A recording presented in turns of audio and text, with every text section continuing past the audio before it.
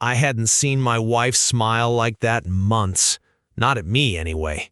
The room went silent the moment she looked at the crowd, pointed in my direction, and laughed. "Oh, don't worry, he's just a friend." 23 years together, 12 years married, and somehow I'd been demoted to a stranger in a single sentence. Everyone laughed. I almost walked out. Then I noticed one man standing near the back wall. He wasn't laughing. He stared at my wife like he'd just seen a ghost. A few seconds later, he took one slow step forward and asked her a question so quietly almost nobody heard it. "You really don't recognize me anymore?" The color drained from her face. Her fingers loosened around the wine glass. It shattered against the hardwood floor. Nobody understood why. I did, because that wasn't fear. That was guilt. If stories about betrayal, revenge, and karma are your thing, hit that subscribe button now. Trust me, this one only gets darker from here. My name's Colby Mercer. I'm 41 years old. I own a small architectural design company outside Columbus, Ohio. Nothing glamorous, just honest work. The kind where clients trust you with their biggest investment, their homes. I liked that. Order, structure, things making sense. My wife Taryn was the complete opposite. She was the loud one, the social butterfly, the woman who somehow knew everyone in every room she walked into. She worked in medical device sales, flew around the country every other week, and somehow still remembered birthdays better than I did. Or at least that's what I believed. Looking back now, I realized I only knew the version of her she wanted me to know. The reunion wasn't even my idea. I skipped every reunion after graduation, never cared. High school was just something I survived. Taryn insisted. "It'll be fun," she said. "We haven't seen these people in 20 years. I should have listened to the knot in my stomach. Instead, I rented a tux, bought her the navy blue dress she'd been eyeing online, made reservations at a nice steakhouse afterward. I wanted us to have one perfect night. Funny how the nights you remember forever never start looking dangerous. The reunion was held inside an old country club overlooking a lake. String lights hung across the ballroom. A jazz band played softly in the corner. People hugged, laughed, compared gray hair, talked about kids going off to college. For the first hour, everything felt normal. People remembered me as the quiet guy who always carried a sketchbook. They remembered Taryn as the cheer captain who could convince anyone to do anything. That part hadn't changed. She floated from conversation to conversation like she owned the building. Then, someone asked the question, "So, who's your handsome date?" I smiled before she answered. Big mistake. She laughed, waved her hand toward me. "Oh, him?" She rolled her eyes playfully. "He's just a friend." The room exploded with laughter. Someone joked that I looked heartbroken. Another guy slapped my shoulder and said, "Hang in there, buddy." I forced a smile. Inside, something cracked. You know those moments where your ears start ringing, where every sound suddenly feels far away? That was me. I kept waiting for her to say, "I'm kidding, this is my husband." She never did. She simply turned back to her old classmates and kept talking like I wasn't standing 3 feet away. I walked toward the bar before my temper got the better of me. The bartender slid a bourbon across the counter without me asking. Guess my face said enough. I had barely taken one sip when I noticed him, an older man, maybe late 60s, tall, silver hair, dark green blazer. He hadn't taken his eyes off Taryn since she'd made that joke. Not angry, not jealous, just disappointed. Like someone watching a bridge collapse after warning everyone it wasn't safe. He caught me looking. Instead of smiling, he walked over. "You must be Colby." His voice was calm, too calm. "I am." He extended his hand. "My name's Ellis Vaughn." The name meant nothing to me. "I'm sorry," I said. "Have we met?" "No." A long pause. "But your wife and I have." Something cold settled into my stomach. I laughed awkwardly. "From work?" He looked toward Taryn. She was laughing again, completely unaware we were talking. "I wish it had only been work." "Wait, what?" I stared at him. He studied me for another few seconds before reaching into the inside pocket of his blazer. He pulled out an old photograph. The edges were worn, folded, like it'd been carried for years. He handed it to me without saying a word. I looked down. At first, nothing made sense. The picture showed a much younger Taryn. She couldn't have been older than 21, standing beside a man in a military dress uniform, both of them smiling, both wearing wedding rings. I blinked, then blinked again. No, that wasn't possible. We'd met when she was 26. She told me she'd never been married, never even engaged. My hands started shaking. "Who is this?" Ellis didn't answer immediately. Instead, he looked me straight in the eye. Then he quietly said the 7 words that changed my life forever. "That's my son, and that's the wife who disappeared 2 days after marrying him." "That's my son, and that's the wife who disappeared 2 days after marrying him." For a second, I couldn't breathe. I looked from the photograph, back to Ellis, then toward Taryn across the ballroom. She was still laughing, still smiling, like the ground beneath my feet hadn't just disappeared. "No," I whispered. "That's impossible." Ellis didn't argue. He simply nodded once. "I imagine that's exactly what you're hoping." I turned the photograph over. There was a handwritten date, May 14, 23 years. Exactly 23 years. The same number she'd always claimed we'd been together. Wait.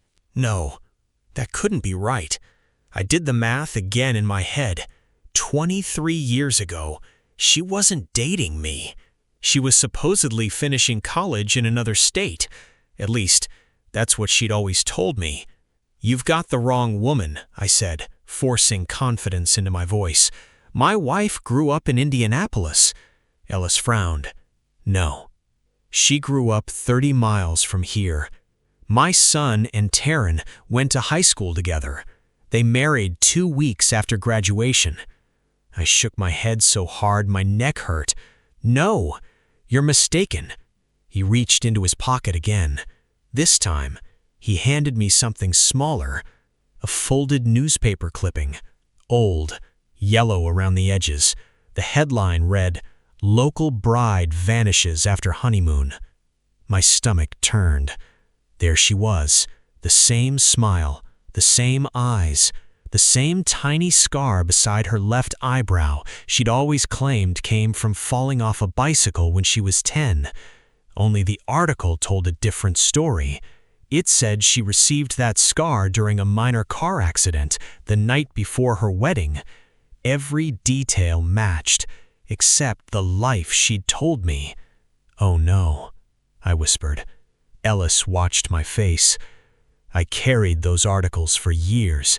I thought, one day, I'd find her. I never imagined she'd be standing in front of me pretending another man was her husband. My hands trembled. "What happened to your son?" Alice looked toward the lake outside the ballroom. "He died." The words landed like a punch. 3 years after she disappeared. I swallowed hard. He never stopped looking for her. He thought she'd been kidnapped. He hired private investigators, spent everything he had. When nobody found her, he blamed himself. He never recovered. A knot tightened inside my chest. "Do you think my wife killed him?" Ellis slowly shook his head. "No, but she destroyed him. And tonight, she looked me in the eye and pretended she'd never seen me before. His voice cracked for the first time, not with anger, with heartbreak. Across the room, Taryn finally noticed us. The smile disappeared from her face. She excused herself from her group and hurried over, fast, too fast. The moment she reached us, she grabbed my wrist, hard. "What are you doing?" Her voice was low, controlled, but I could hear the panic underneath. Ellis answered before I could. "I asked whether you remembered my son." For the first time in 12 years, I watched my wife's confidence disappear. She stared at Ellis, then at me, then back at Ellis. "I think you've mistaken me for someone else." Ellis sighed.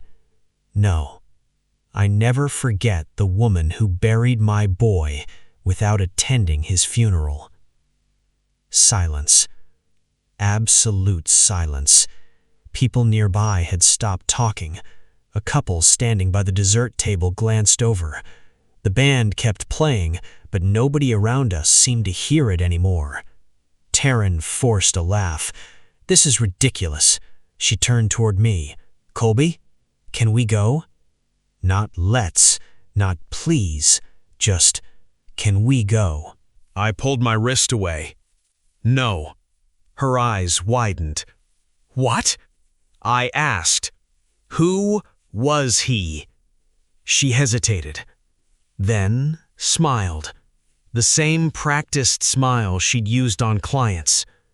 "Oh, he worked with my father years ago." Ellis laughed. It wasn't loud. It wasn't cruel. It was the kind of laugh people make when they finally stop believing a lie. "I've never met your father." Her face froze. She changed direction instantly. "Wait, I meant my uncle." "No," Ellis replied calmly. "You don't have an uncle." My heart skipped. How? How would he know that? Taryn looked around the room, searching, calculating, looking for an escape. Instead, she leaned closer to me. "So this is what we're doing?" "What?" She lowered her voice. "You're letting some old man embarrass me because I introduced you as a friend?" Embarrass her? Was I serious? After everything I just heard, that was her concern? Something inside me snapped. Not violently, quietly. The kind of break that never heals the same. I looked her straight in the eyes. "Tell me the truth." She didn't answer. I said, "Tell me the truth." She folded her arms. "I don't owe him anything." I wasn't talking about him. I was talking about us. For the first time that night, she looked afraid of me instead of the old man. Then she whispered the sentence that made every piece of the puzzle fall apart. "I left that life because I had no choice." Wait, what? She covered her mouth. Too late. Ellis heard it too. So did I. She hadn't denied it. She'd admitted it. Just not the part that mattered. Ellis slowly closed his eyes. When he opened them again, there wasn't any hope left. Only certainty. He reached into his jacket one last time. I prayed I'd never have to give these to anyone. He handed me a sealed envelope. "It's everything my son discovered before he died." I looked at Taryn. Her face turned completely white.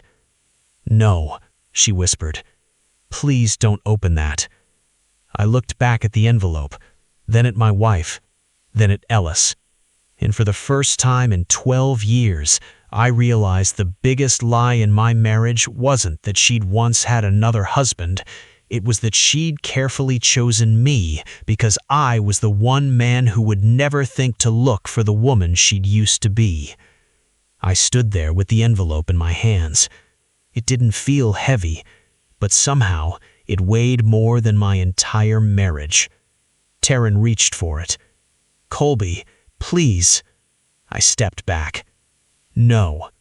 Her voice cracked. "Don't do this here." I laughed, actually laughed. "Here?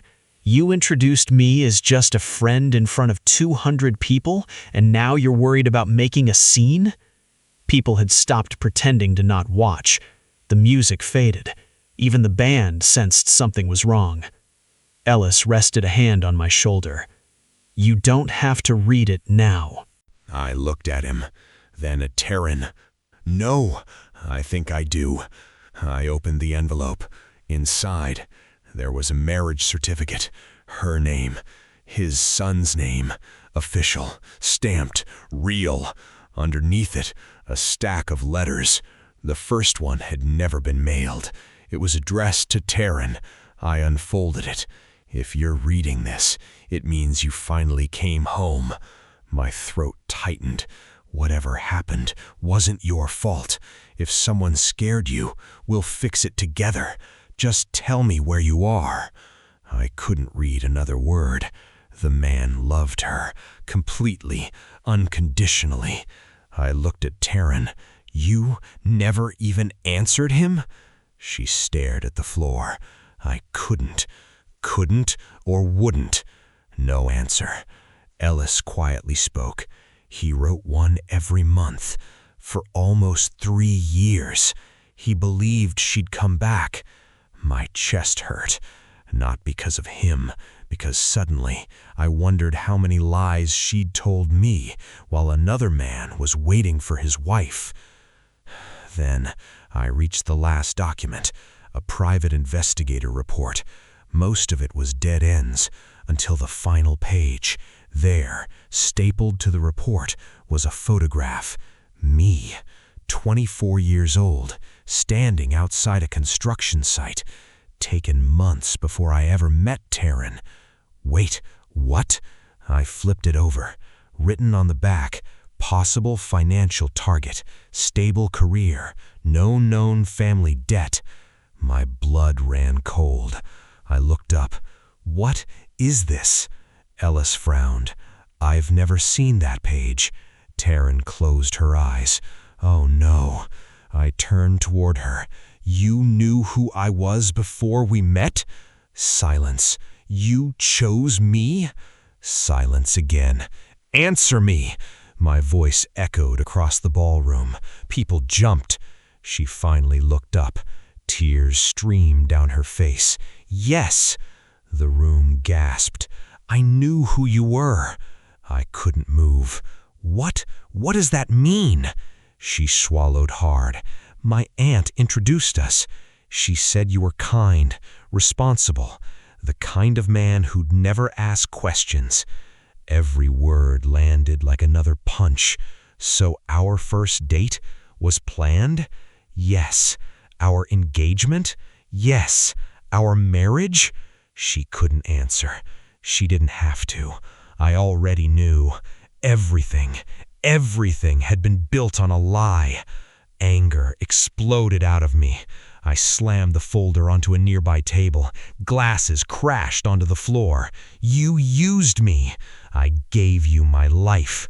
I buried my parents with you beside me. I held your hand through every hospital visit, every birthday, every anniversary. Were any of them real?" She finally shouted back, "Yes!" The entire room froze. "I didn't expect to love you. I was supposed to disappear again if anyone recognized me. But then I fell in love." "No, people in love don't erase someone else's life." She stepped closer. "I wanted to tell you." "When?